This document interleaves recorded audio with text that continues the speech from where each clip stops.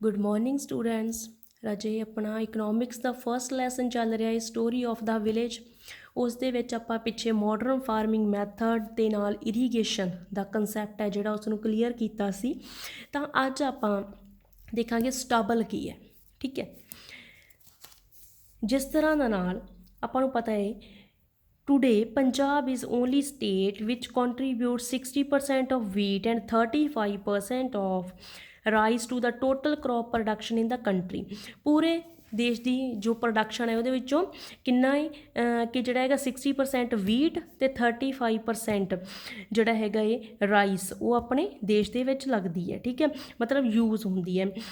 ਇਸੇ ਕਰਕੇ India is non as the food basket. India ਨੂੰ ਕੀ ਕਿਹਾ ਜਾਂਦਾ ਹੈ? ਫੂਡ ਬਾਸਕਿਟ ਕਿਹਾ ਜਾਂਦਾ ਹੈ, ਹੈ ਨਾ। ਹੁਣ ਕੀ ਸੀਗਾ ਕਿ multiple cropping method led to one major challenge is the management of agriculture wastes. ਹੁਣ ਮਲਟੀਪਲ ਕ੍ਰੋਪਿੰਗ ਕੀ ਹੈ? ਜਦੋਂ ਆਪਾਂ ਮਲਟੀਪਲ ਕ੍ਰੋਪਿੰਗ ਕਰਦੇ ਹਾਂ, ਮੈਂ ਤੁਹਾਨੂੰ ਪਿੱਛੇ ਵੀ ਦੱਸਿਆ ਸੀ ਕਿ ਇੱਕ ਸਾਲ ਦੇ ਵਿੱਚ ਗਿਵਨ ਪੀਸ ਆਫ ਲੈਂਡ 'ਤੇ ਇੱਕ ਤੋਂ ਜ਼ਿਆਦਾ ਫਸਲਾਂ ਨੂੰ ਬੀਜ ਲੈਣਾ, ਹੈ ਨਾ, ਉਸ ਨੂੰ ਆਪਾਂ ਮਲਟੀਪਲ ਕ੍ਰੋਪਿੰਗ ਕਹਿੰਦੇ ਹਾਂ। ਪਰ ਮਲਟੀਪਲ ਕ੍ਰੋਪਿੰਗ ਦੇ ਨਾਲ ਕੀ ਹੁੰਦਾ ਹੈ? ਜੋ ਵੇਸਟ ਹੈ ਫਸਲ ਦਾ ਉਹ ਤਾਂ ਵਧਣਾ ਹੀ ਹੈ। ਠੀਕ ਹੈ, ਉਹਦੇ ਨਾਲ ਇੱਕ ਵੱਡਾ ਚੈਲੰਜ ਵੀ ਆਉਂਦਾ ਸਾਡੇ ਕੋਲੇ ਵੀ ਜੋ ਐਗਰੀਕਲਚਰ ਦਾ ਵੇਸਟ ਆ ਉਹਨੂੰ ਕਰੀਏ ਤਾਂ ਕਰੀਏ ਕੀ ਆਪਾਂ, ਹੈ ਨਾ। ਸੋ ਉਹ ਜਿਹੜਾ ਵੇਸਟ ਉਹਨੂੰ ਕੀ ਕਹਿੰਦੇ ਆ? ਸਟਬਲ।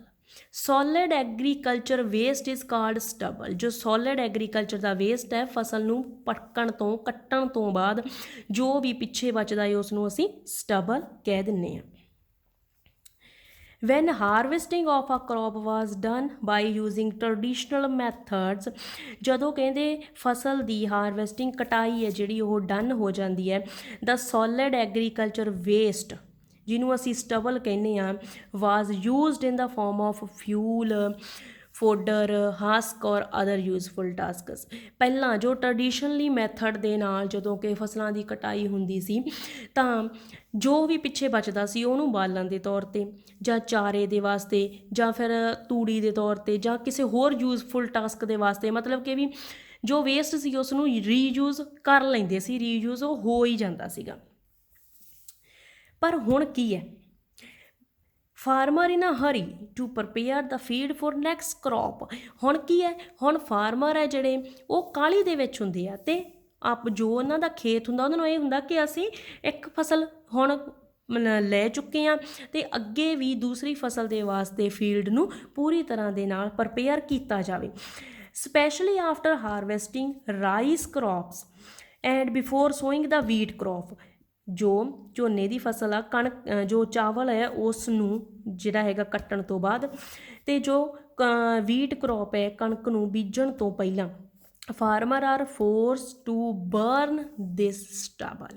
ਅਤੇ ਫਾਰਮਰ ਕੀ ਹੁੰਦੇ ਆ? ਉਹ ਮਜਬੂਰ ਹੁੰਦੇ ਆ ਵੀ ਜੋ ਵੀ ਪਿੱਛੇ ਵੇਸਟ ਬਚਿਆ ਹੋਇਆ ਹੈ ਉਸ ਨੂੰ ਜਲਾ ਦਿੱਤਾ ਜਾਵੇ, ਉਸ ਨੂੰ ਬਰਨ ਕਰ ਦਿੱਤਾ ਜਾਵੇ। Due to non-availability of any quick solution for the management of the solid waste। ਕਿਉਂਕਿ ਉਹਨਾਂ ਕੋਲ ਹੋਰ ਕੋਈ ਵੀ ਉਹ ਤੁਰੰਤ ਜੋ ਕੀਤਾ ਜਾ ਸਕੇ ਉਹ ਕੋਈ ਸਲਿਊਸ਼ਨ ਨਹੀਂ ਹੁੰਦਾ ਵੀ ਇਸ ਵੇਸਟ ਨੂੰ ਕਿਤੇ ਹੋਰ ਜਿਹੜਾ ਹੈਗਾ ਇਹ ਵਧੀਆ ਤਰੀਕੇ ਦੇ ਨਾਲ ਇਹਨੂੰ ਰੀਯੂਜ਼ ਕੀਤਾ ਜਾ ਸਕੇ। ਇਹਦਾ ਕੋਈ ਵੀ ਇਸ ਤਰ੍ਹਾਂ ਦਾ ਸਲਿਊਸ਼ਨ ਨਹੀਂ ਹੁੰਦਾ, ਤਾਂ ਕਰਕੇ ਉਹਨਾਂ ਨੂੰ ਮਜਬੂਰ ਹੋਣਾ ਪੈਂਦਾ ਹੈ ਵੀ ਉਹ ਇਸ ਵੇਸਟ ਨੂੰ ਜਲਾ ਦਿੰਦੇ ਆ, ਉਹ ਇਸ ਵੇਸਟ ਨੂੰ ਜਿਹੜਾ ਹੈਗਾ ਅੱਗ ਲਾ ਦਿੰਦੇ ਆ। But burning of stubble leads to serious environment pollution। ਹੁਣ ਜੋ ਬਰਨਿੰਗ ਹੋ ਰਹੀ ਹੈ ਸਟਬਲ ਦੀ, ਇੰਨਾ ਜ਼ਿਆਦਾ ਖੇਤਾਂ ਦੇ ਵਿੱਚ ਜੋ ਸਟਬਲ ਹੈ ਉਸ ਨੂੰ ਜਲਾਇਆ ਜਾਂਦਾ ਹੈ, ਸਾੜਿਆ ਜਾਂਦਾ ਹੈ, ਤਾਂ ਉਹਦੇ ਨਾਲ ਕੀ ਹੁੰਦਾ ਹੈ? ਪੋਲਿਊਸ਼ਨ ਦੀ ਪ੍ਰੋਬਲਮ ਆਉਂਦੀ ਹੈ। ਨੋਰਮਲੀ ਪਤਾ ਹੀ ਆਪਾਂ ਨੂੰ ਪੋਲਿਊਸ਼ਨ ਦੀ ਪ੍ਰੋਬਲਮ ਆਉਂਦੀ ਹੈ, ਨਾਲ ਨਾਲ ਇਕੋਲੋਜੀਕਲ ਇੰਬੈਲੈਂਸ ਵੀ ਹੁੰਦਾ ਹੈ। ਜੋ ਸਾਡਾ ਇਕੋਲੋਜੀਕਲ ਬੈਲੈਂਸ ਆ ਉਹ ਵੀ ਖਰਾਬ ਹੋ ਜਾਂਦਾ ਹੈ। ਸੋ due to increase in temperature of topsoil, different kinds of bacteria, fungi, friendly pests die, and important minerals of the soil are also destroyed।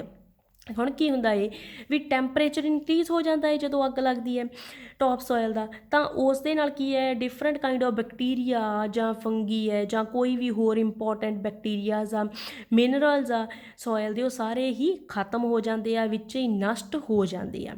So this the quality of our soil decreases, ਇਹਦੇ ਨਾਲ mainly ਹੋਰ ਪ੍ਰਭਾਵ ਕੀ ਪੈਂਦਾ ਹੈ pollution ਦੇ ਨਾਲ ਕਿ ਜੋ ਸੋਇਲ ਦੀ ਕੁਆਲਿਟੀ ਹੁੰਦੀ ਆ ਉਹ ਡਿਕਰੀਜ਼ ਹੋ ਜਾਂਦੀ ਆ, ਪੂਰੀ ਤਰ੍ਹਾਂ ਦੇ ਨਾਲ ਖਤਮ ਹੋ ਜਾਂਦੀ ਆ। Instead of burning stubble in the fields, the stubble can be mixed into the soil with the help of machines like rotavator। ਹੁਣ ਜੇ ਆਪਾਂ ਇਹ ਸੋਚੀਏ ਦੂਸਰੇ ਪਾਸੇ ਵੀ ਇਹਨੂੰ ਅੱਗ ਲਾਉਣ ਦੀ ਬਜਾਏ ਜੋ ਇਹ ਸਟਬਲ ਆ ਉਸ ਨੂੰ ਸੋਇਲ ਦੇ ਵਿੱਚ ਹੀ ਮਿਕਸ ਕੀਤਾ ਜਾਵੇ। ਅਲੱਗ-ਅਲੱਗ ਮਸ਼ੀਨਾਂ ਆ ਚੁੱਕੀਆਂ ਅੱਜ ਕੱਲ੍ਹ, ਜਿਵੇਂ ਆਪਾਂ ਰੋਟਾਵੇਟਰ ਦਾ ਨਾਮ ਸੁਣਦੇ ਹੋ ਤੁਸੀਂ, ਤਾਂ ਇਸ ਨੂੰ ਸੋਇਲ ਦੇ ਵਿੱਚ ਮਿਕਸ ਕੀਤਾ ਜਾ ਸਕਦਾ ਹੈ ਮਸ਼ੀਨਾਂ ਦੇ ਨਾਲ।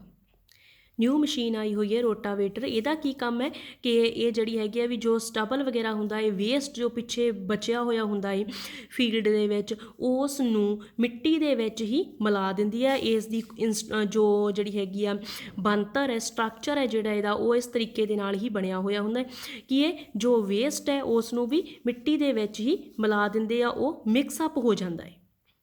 So as a result the nutrients present in the stubble are again mixed in the soil and help in the growth of next crop with the less use of chemical fertilizer। ਹੁਣ ਇਹਦੇ ਨਾਲ ਕੀ ਹੋਊਗਾ, ਜਦੋਂ ਆਪਾਂ ਜੋ soil ਹੈ ਉਸ ਨੂੰ ਮਿੱਟੀ ਦੇ ਵਿੱਚ ਮਿਲਾ ਦੇਵਾਂਗੇ ਦੁਬਾਰਾ ਫੇਰ, ਤਾਂ ਜੋ ਮਿੱਟੀ ਦੇ ਜੋ ਜਿਹੜੇ ਹੈਗੇ ਆਪਣੇ ਕੋਲੇ ਨਿਊਟਰੀਐਂਟ ਆ ਜੋ ਵੀ ਸਟਬਲ ਦੇ ਵਿੱਚ ਹੈਗੇ ਆ, ਉਹ ਦੁਬਾਰਾ ਫੇਰ ਮਿੱਟੀ ਦੇ ਵਿੱਚ ਮਿਕਸ ਹੋ ਜਾਣਗੇ ਅਤੇ ਨਵੀਂ ਕਰੋਪ ਦੀ ਹੈਲਪ ਦੇ ਗਰੋਥ ਦੇ ਵਿੱਚ ਜਿਹੜੀ ਹੈਗੀ ਆ ਹੈਲਪ ਕਰਨਗੇ। ਇਸ ਦੇ ਨਾਲ ਕੀ ਹੋਊਗਾ, ਜੋ ਨਿਊਟਰੀਐਂਟ ਪਹਿਲਾਂ ਆਪਣੇ ਕੋਲੇ ਮੌਜੂਦ ਹੈਗੇ ਆ, ਤਾਂ ਕਰਕੇ ਫਸਲ ਨੂੰ ਕੈਮੀਕਲ ਫਰਟੀਲਾਈਜ਼ਰ ਦਾ ਵੀ ਘੱਟ ਤੋਂ ਘੱਟ ਯੂਜ਼ ਆਪਾਂ ਨੂੰ ਕਰਨਾ ਪਊਗਾ ਫਸਲ ਦੇ ਉੱਤੇ। In this way the farmer can manage the stubble within the field by using modern machines। ਹੁਣ ਇਸ ਤਰੀਕੇ ਦੇ ਨਾਲ ਵੀ ਫਾਰਮਰ ਹੈ ਜਿਹੜੇ ਉਹ ਜੋ ਸਟਬਲ ਹੈ ਉਸ ਨੂੰ ਰੀਯੂਜ਼ ਕਰ ਸਕਦੇ ਆ ਬਾਏ ਮਾਡਰਨ ਮਸ਼ੀਨਸ ਨੂੰ ਯੂਜ਼ ਕਰਕੇ, and new techniques and thus save air from pollution and soil for ਡਿਟਰਾਇੰਗ।